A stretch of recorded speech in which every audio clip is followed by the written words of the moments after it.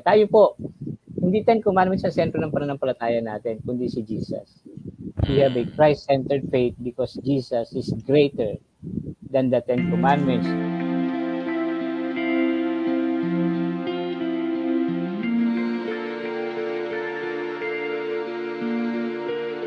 Ang application ko naman, Mark Paul, alam, baka mapahamak na naman ako. Jesus is greater. Jesus is greater than the church. Jesus is greater than the 28 fundamental beliefs. Jesus is greater than the pastors. Kahit presidente ng General Conference, Jesus is greater. Kaya dapat, yung pananampalataya ko nakafocus sa Kanya. Ang ganda, Pastor, ng sinabi mo, pero kapag ako, isa akong prejudiced na Adventist, sasabihin ko sa'yo, sinabi ba ni Ted Wilson na greater siya kay Jesus? Sinabi mo ng church na greater sila kay Jesus. Ganun kasi sila mag-isip. Mga kapatid, wag kayo ganun mag-isip. Kapag may sinabi yung isang tao, may sinabi yung mga nag-aaral o nagtuturo tungkol kay Jesus, pag-aralan natin din ng mabuti. Kung ano naman yung Jesus nating nakita. Ano naman yung greater Jesus na pwede nating makasalumuha at pwede nating i-apply sa buhay natin.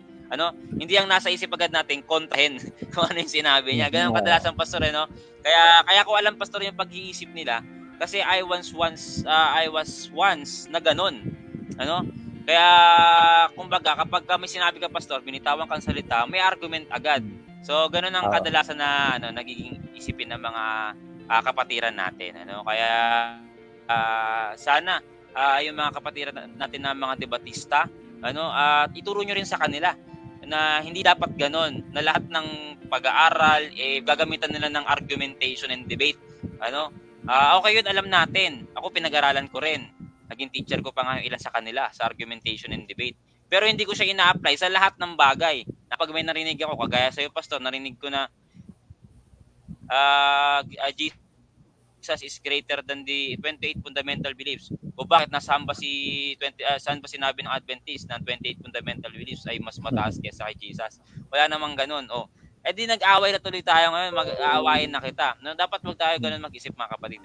Kapag narinig natin kung sino yung Jesus na sinabi ng mga tao, pag-aralan natin sa Bible.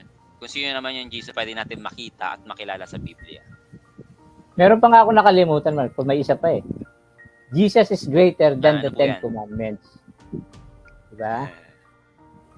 Kung minsan kasi yung Ten Commandments, parang yun ang pinakasentro ng pananampalataya natin, kagaya ng mga Hudyo.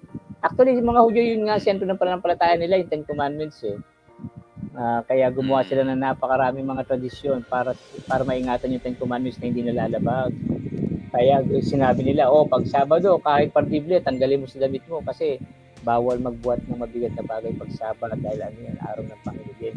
Kaya para maingatan lang yung Ten Commandments, sentro ng pananampalataya. Tayo po, hindi Ten Commandments ang sentro ng pananampalataya natin, kundi si Jesus. We have a Christ-centered faith because Jesus is greater than the Ten Commandments. Jesus is greater than the church. Jesus is greater than the 28 fundamental beliefs. Yun ang Christ na nakita ko, Mark Paul.